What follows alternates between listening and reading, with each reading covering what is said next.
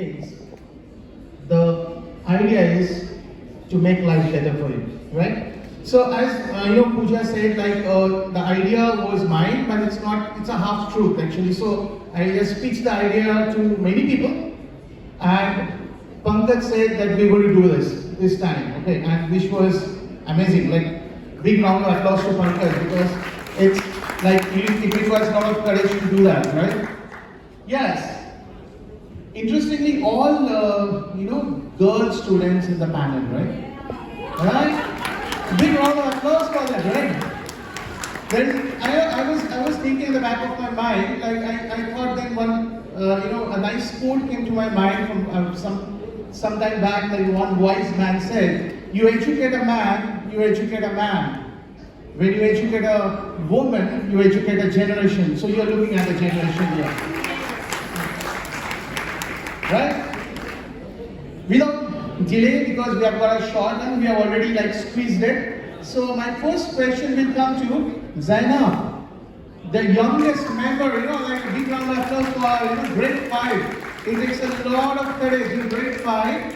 If someone would have told me to come up on the stage, I would have been crying. Right? Honestly. So I've got a very easy question for you. Not so easy, but easy. Right.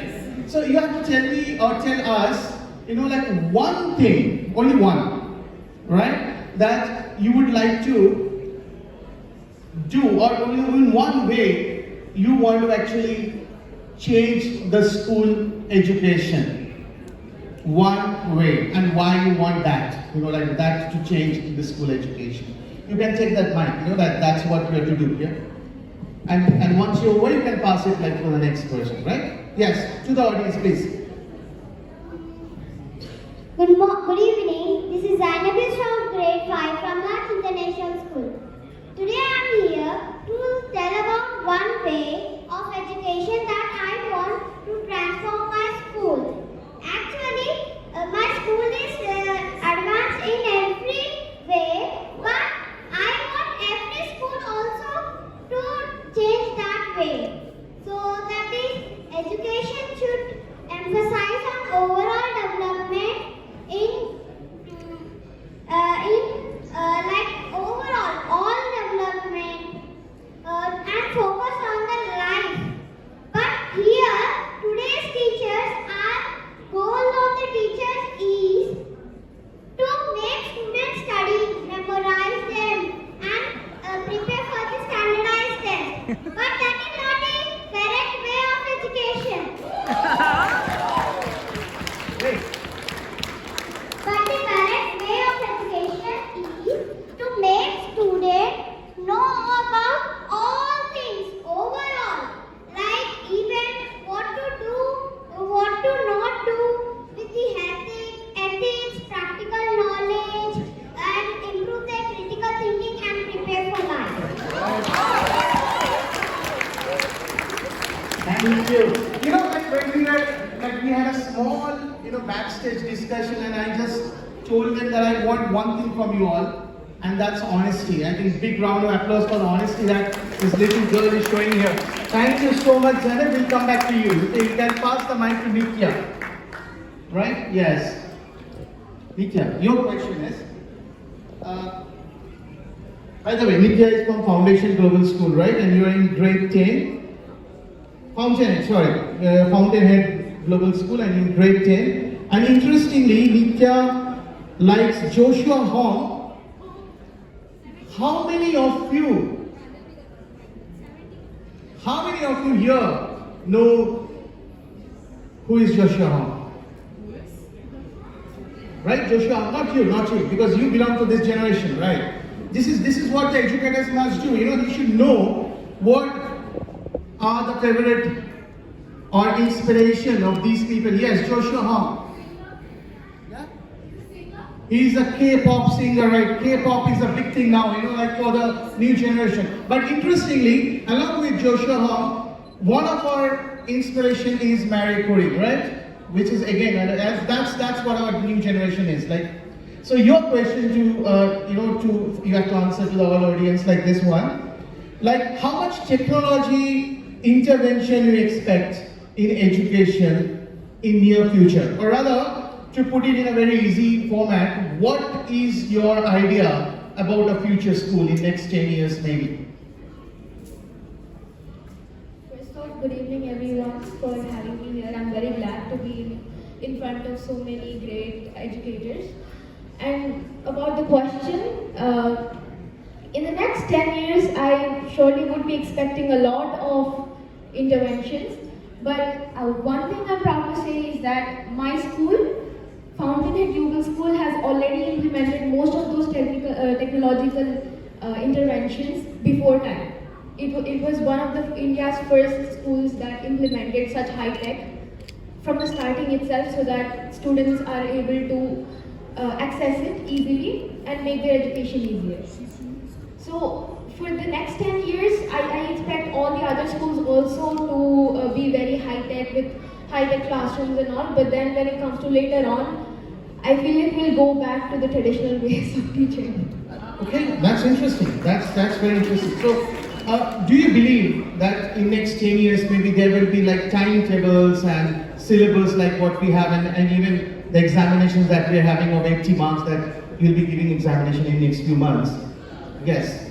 Not sure about that. What's your idea? What do you? Well, right now everybody, before like a few years ago, exams were everything. They thought exams are the way that we understand how a person is doing. But now everybody understood gradually that exams are not the way that you track a student's progress. It's with communicating with them. So that communication is important. So due to that realization, I feel like in the next 10 years, that communication will get stronger and the teachers will be using technology to communicate with the students even better. Nice, nice. Do you think there will be teachers after 10 years?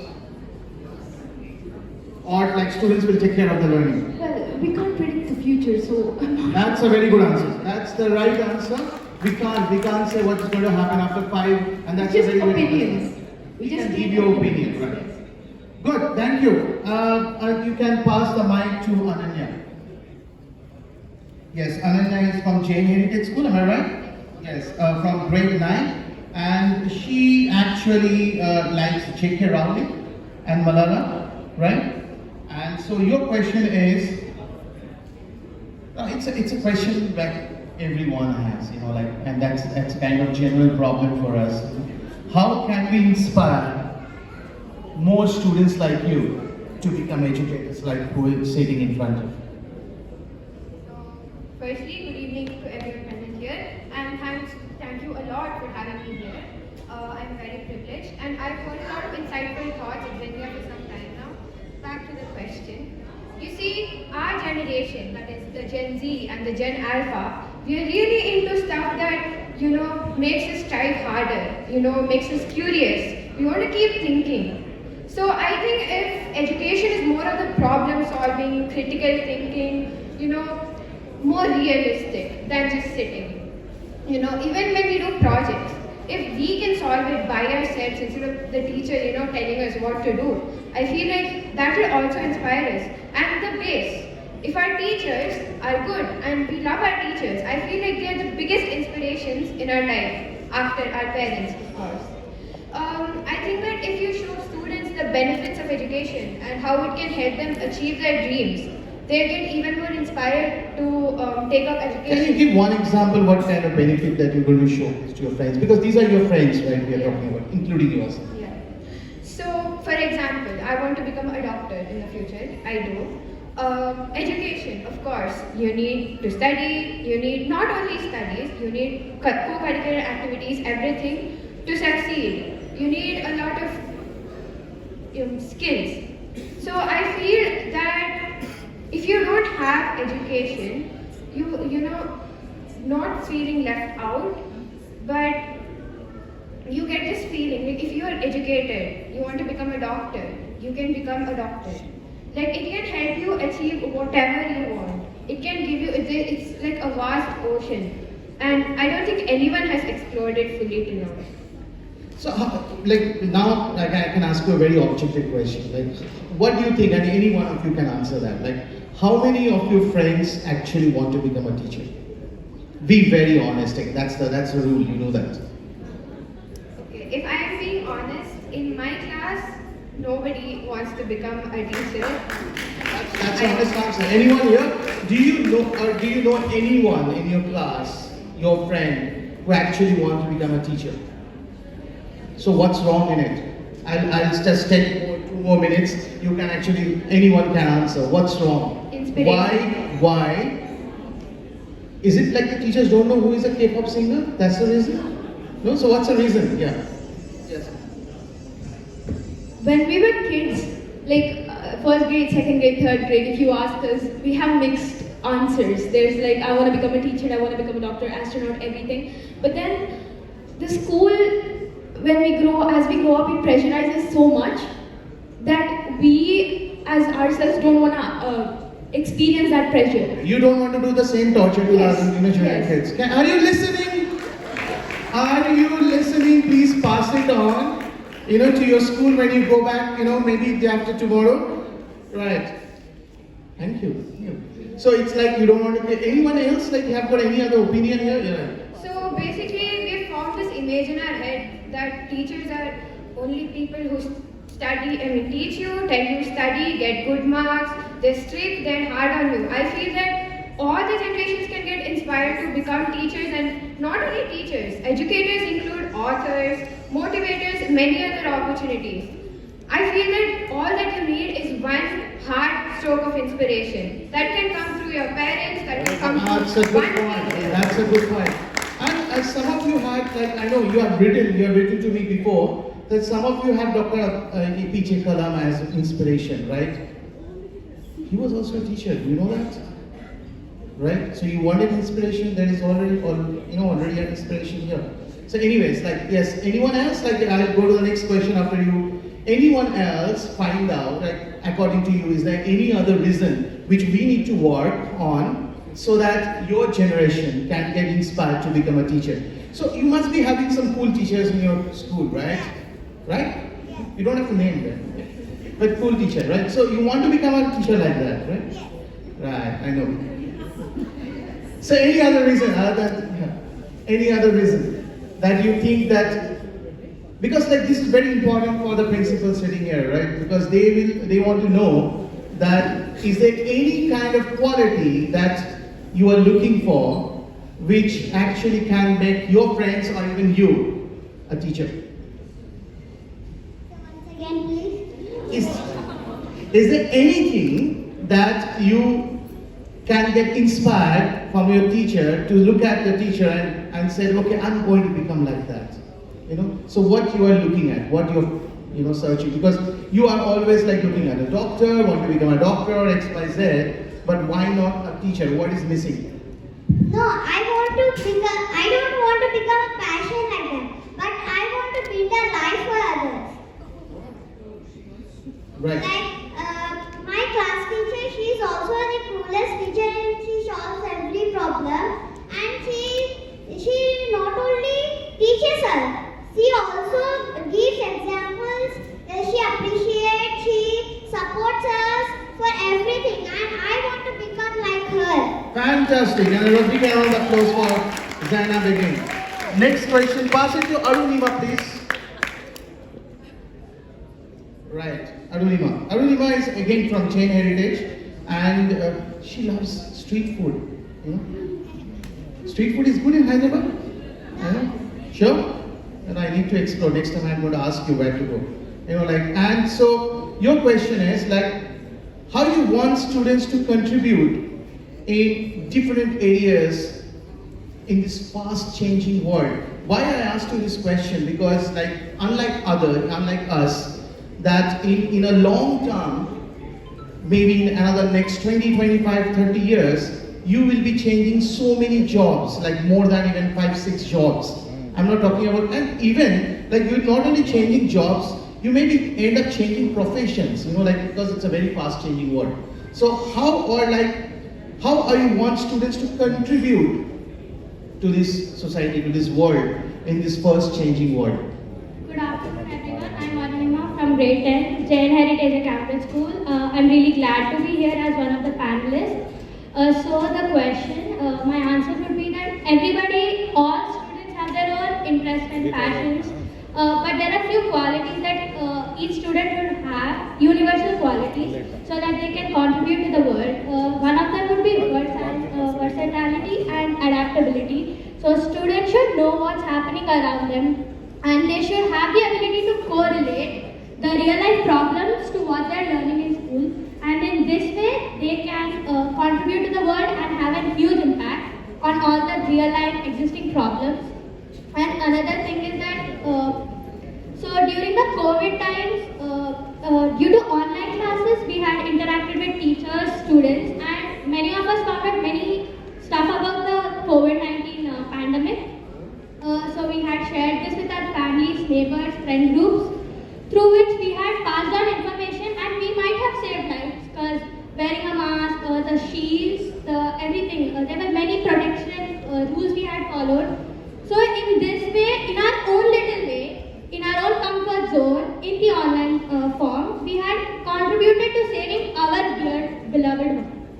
So even students, they don't have to go out, plant trees. Like we should plant trees, but not everybody can take out the time to plant trees, help the poor, contribute money. But in our own interest, fields, passions, we can contribute in some or the other way. So in my view, you don't have to go out to contribute everything, but each student can pass on information and share knowledge with our family and friends, so that we can contribute to all different disciplines in the world. That's interesting. Like you were saying that at least like the right information to be shared. Like that's what you're saying. Yes, like sir. not to spread like wrong information, which is very much evident these days, right? Communication is a vital role that plays in the world. Right communication, right? That's what it's a very like good point actually. That she's going in a different and I'll just take the key from you and pass it to Haniya. Haniya, like as she said, like there are always like wrong information passing, and that's we should be basically taking care first. And that is creating a lot of mental and physical disturbances among us. Like, so how do you think that in this tremendously high demanding world, how to take care about this mental and physical well-being? Please understand that we all, especially the Gen Z and Gen Alpha, right, these two generations are spreading a lot of hatred in the social network. So how do you actually assure this mental and physical, even physical well-being is assured in this highly demanding and I would say distorted world? Yes. So first of all, myself Haniya Farzeen from 10th standard. So I'm truly humbled to be among such great experts, thoughtful leaders among this world. So yeah, I want to share some thoughts regarding how can we take care of physical and mental well-being in this high demanding world. On today's fast-paced, high demanding world, taking care of ourselves, of mental and physical well-being is at most importance, right? So I want to share some thoughts like prioritize self-care. Self-care helps us to recognize our minds and refresh our spirits. Like limit screen time, like it's happening most in this youth. So yeah. So technology has very numerous benefits, but it also has some side effects. Like be mindful of the time when you are spending on the screens. You have to take regular breaks and you have to protect your eye and mental well-being. And one more, seek help and support, which I want to share personally. So it's okay to ask help when you are stressed out or overwhelmed. Talking to trusty adults, counselors, and seek professional helpers can provide a valuable guidance, and they can give us a correct information. We can follow their correct path because they have experienced it. And one more, I want to say, stay active. So physical activity is not only essential for the physical health. That it impacts significantly on the mental health. Engaging in exercises or any kind of sports or any form of activity can boost our minds and improve all the energy levels. So let us remember that physical and mental well-being is the foundation for fulfilling and successful life. other, taking care of ourselves, fostering a healthy and supportive school community. And we can create a happier, healthier, and fulfilling life for ourselves and those around us. Yeah. So, Absolutely. But I want anyone can answer this actually. So like some of the areas that you mentioned is absolutely right. So even you can answer. Anyone can take up this from her. We are seeing lot of hatred in social media. So imagine a situation where in future an AI is taking information from the social media. So they will have a tremendously bad viewpoint about the human species, because they will see like, okay, this is the actually what the human species is like, because they're going to take data from all the social network, right?